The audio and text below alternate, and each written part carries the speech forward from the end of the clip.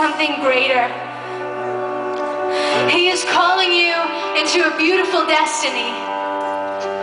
He's calling you to have a beautiful ending. And so many of us, we hear his voice, we hear that, like what Lauren was saying. Somebody stands up and they say, God has a calling on your life, and you're like, yes, okay. Now what? Really, now what? How do I get there? How did Mother Teresa get there? How did Martin Luther King get there? It's a process.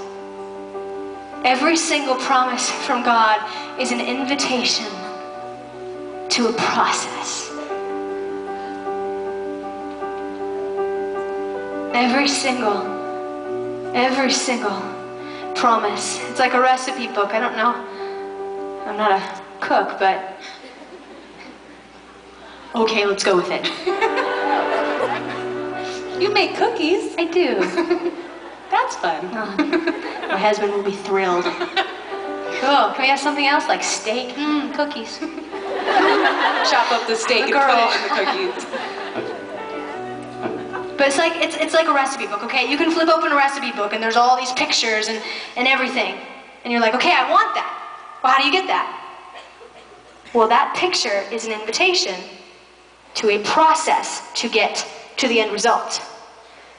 And with that comes sifting and mixing and heating up and burning away the things that don't belong and sifting out the things that would ruin the mixture.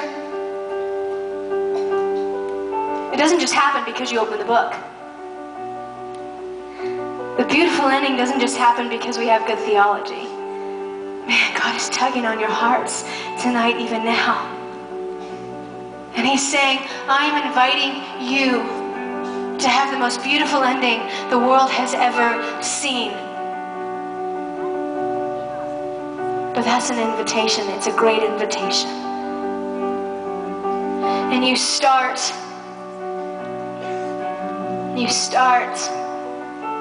by getting to know him. You start by getting to know him. Us girls didn't just end up on stage one day. We fell in love with God years before anyone ever knew who in the world we were. I fell so madly in love with him, I told him I'd go anywhere. And he put me here. See, it came because of love. Your beautiful ending is not your works. It's not the great things you're going to do for God. See, God isn't going to call the qualified. He's just going to qualify the called. And so many of you feel inadequate. And you feel like you're not worthy. And God is saying tonight, I am inviting you into a deeper place with me. Set aside the things that distract. Set aside the things that don't really matter. Set aside a week of movies, a week of radio.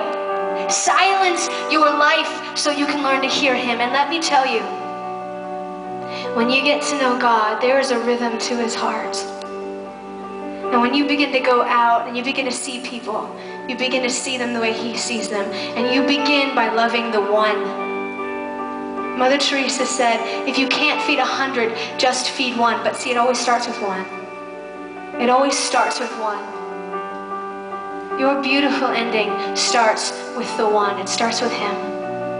And some of you will never have a platform. Some of you will never have a stage. And you'll spend your lives loving the ones in secret. But you will be so honored. Where it counts, you will be honored. Don't worry about the applause. Don't worry about the accolades. It means nothing anyway. Your beautiful ending is him. He is inviting you tonight to something greater. He is inviting you to journey with him in a way that will sift you like you've never been sifted. And it will burn things out, but in the end, You will be exactly what he planned for you to be, and you will feed the thousands. Your life will feed those around you.